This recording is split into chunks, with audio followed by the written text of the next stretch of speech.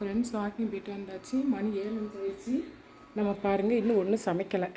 இனிமேல் தான் சமைக்க போகிறேன். இன்றைக்கி என்னென்னு பார்த்தீங்கன்னா, நேற்று நைட்டு பூரி போட்டோம் இல்லையா, கொஞ்சம் மாவு எடுத்து ஏர்டைட்டான பாட்டிலேருந்து ஃப்ரிட்ஜில் வச்சுருந்தேன். ஃப்ரிட்ஜிலேருந்து எடுத்து இன்றைக்கி அதை தான் வந்து நான் திருப்பி பூரி சுட போகிறேன். காலையிலேயும் பூரி தான். நேற்று கொஞ்சம் கோயில் அங்கங்கே நடந்ததுனால மாவு ஆட்ட முடியல. காலையில் பூரி குருமா இருக்குது. நேற்று வச்ச குருமா அப்படியே ஃப்ரிட்ஜிலலாம் வைக்கலாம், அப்படியே வெளியவே தான் வச்சுருக்கேன். அதே லைட்டாக சூடு பண்ணி அந்த பூரியோடு சாப்பிட்டுக்கலாம். அடுத்து என்ன பண்ணுறேன் அப்படிங்கிறத அடுத்தடுத்த வீடியோவில் பார்க்கலாம். ஃப்ரெண்ட்ஸ், இப்போ பார்த்தீங்கன்னா பூரிக்கு எண்ணெய் காஞ்சிட்ருக்கு. வெண்ணிப்பூரி தேய்ச்சி வச்சாச்சு, போட்டு எடுத்துடலாம். இதில் வந்து ரைஸுக்கு தண்ணி வச்சுருக்கிறேன். கூடயே வந்து ரைஸையும் ஊற வச்சாச்சு. இப்போ வந்து தண்ணி கொதிச்சோன்னா ரைஸ் போட்டு அடுத்து என்ன பண்ணலான்னு பார்க்கலாம். ஃப்ரெண்ட்ஸ், இப்போ பார்த்தீங்கன்னா நம்ம பூரியெல்லாம் சுட்டு வச்சாச்சு. அப்புறம் பார்த்திங்கன்னா வெந்தய கணிக்கின்றதுக்கு மாவு எடுத்து கரைச்சி வச்சுருக்கிறேன். இப்போது நம்ம போய் அடுத்து என்ன பண்ணணும்னு பார்க்கலாம். இது கூடாலேயும் அரிசி வந்து நல்லா கொதிச்சிருச்சு. அதனால் ரைஸும் போட்டாச்சு. ரைஸ் போட்டு உப்பு போட்டு இது வெந்துட்டுருக்குது. இப்போ வாங்க உளுந்தங்களி கிண்டி. ஃப்ரெண்ட்ஸ், இப்போ நல்லா வெள்ளத்தெல்லாம் நம்மளை காய்ச்சி நல்லா இருத்து ஊற்றியாச்சு. இப்போ சைடு களி வெந்துட்டுருக்கு, இங்கிட்டு ரைஸ் வெந்துட்டுருக்கு. அடுத்து என்ன பண்ணலான்னு பார்க்கலாம்.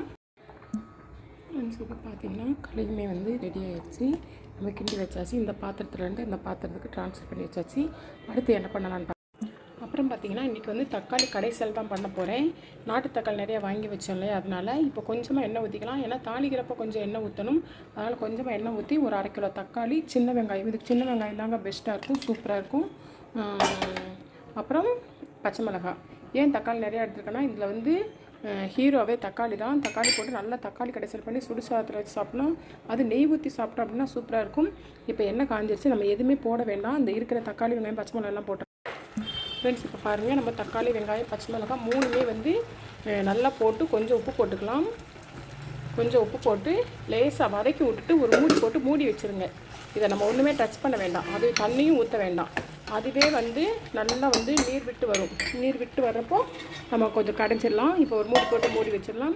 இப்போ பார்த்திங்கன்னா ரைஸ் கொதிச்சிருக்கு. அடுத்து என்ன பண்ணலான்னு நாங்கள் ஃப்ரெண்ட்ஸ் இப்போ பார்க்கலாம். இப்போ பாருங்கள், தட்டை எடுத்து பார்த்தோம் அப்படின்னா எவ்வளோ நல்லா வந்து குழஞ்சி வந்திருக்குன்னு பார்த்தீங்களா. அவ்வளோதான். இதை நம்ம கடைஞ்சி தாளித்து வச்சிட போகிறோம். அடுத்து என்ன பண்ணலான்னு பார்க்கலாம். இதை நல்லா கடைஞ்சிட்டு உங்களுக்கு அந்த புகை வந்து அடித்து சரியாக கேமரா தெரியலன்னு நினைக்கிறேன். அந்த ஆவி வந்து பட்டதுனால கேமராவில் இதாக இருக்கும். ஓகே, இதை நல்லா கடைஞ்சி கடுகு உளுந்தம் பருப்பு, கருவேப்பிலை, அப்புறம் கொஞ்சோட சீரகம் போட்டு 2 வத்தல் வேணால் கிள்ளி போட்டு தாளித்து இதில் ஊற்றிட்டு அடுத்த வேலை என்னென்னு பார்க்கலாம். ஃப்ரெண்ட்ஸ், இதை பார்த்தீங்கன்னா நல்லா வந்து கடைஞ்சி தாளித்து ஊற்றியாச்சு. நீங்கள் வந்து வத்தல் போடனா போட்டுக்கோங்க. எனக்கு பச்சை மிளகாவே நல்லா காரத்தன்மையாக இருந்ததுனால நான் போடலை. இது அப்படியே சுடு சாதத்தில் இப்படியே ஊற்றி இது கூட கொஞ்சம் நெய் ஊற்றி சாப்பிட்டிங்கன்னா சும்மா செம்மையாக இருக்கும். நான் சொல்கிறேனே, நீங்கள் நம்ப வேண்டாம். நீங்கள் செஞ்சு பார்த்து சாப்பிட்டுட்டு சொல்லுங்கள். இதுக்கப்புறம் நம்ம என்ன பண்ணலான்னு பார்க்கலாம். ஃப்ரெண்ட்ஸ், அப்புறம் பார்த்தீங்கன்னா கடுகும் சீரகம் போட்டு வெடிக்க விட்டுருக்குறேன்.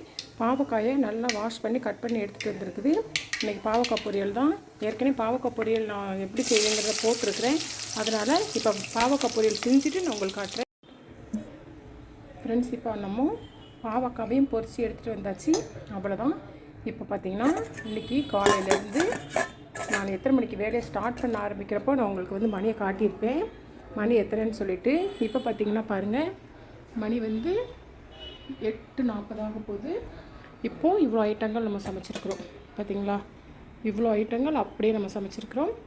இது வந்து பிரேக்ஃபாஸ்ட் வீடியோவில் கீழே டிஸ்கிரிப்ஷன்லேயும் தருவேன், லென்த்து வீடியோவும் போடுவேன். நீங்கள் பிரேக்ஃபாஸ்ட் வீடியோ பார்க்குறீங்க அப்படின்னா கீழே டிஸ்கிரிப்ஷனை தொட்டு லாங் வீடியோ நான் என்னென்ன சமைச்சேன், எப்படி சமைச்சேன், எத்தனை மணிக்கு ஸ்டார்ட் பண்ணேன், எத்தனை மணிக்கு முடித்தேன் அப்படிங்கிறதையும் நீங்கள் பார்த்துக்கலாம். ஓகே ஃப்ரெண்ட்ஸ், இன்றைக்கி வந்து நம்மளோட சமையல் வேலை முடிஞ்சிச்சு. நீங்கள் கேட்கலாம், எப்படி எதுக்கு மதியத்துக்கு இப்போயே சமைச்சிட்டிங்க, உங்கள் பொண்ணுக்கு லீவு தானேன்னு சொல்லி கேட்கலாம். ஏன்னு பார்த்தீங்கன்னா இன்றைக்கி எங்கள் வீட்டுக்கார் வெளியில் போகிறாங்க. வெளியில் போகிறதுனால அவங்க வந்து சாப்பாடு ஹோட்டலில் சாப்பிட மாட்டாங்க, டிஃபன் கேரியில் கொண்டு போயிடுவாங்க. அதுக்காண்டி அவங்க கொண்டு போகிறதுக்காண்டி தான் நான் இன்றைக்கி சமைச்சேன். இல்லைன்னா மதியம் சாப்பாடு மதியம் தான் போடுவேன். Okay friends, okay bye.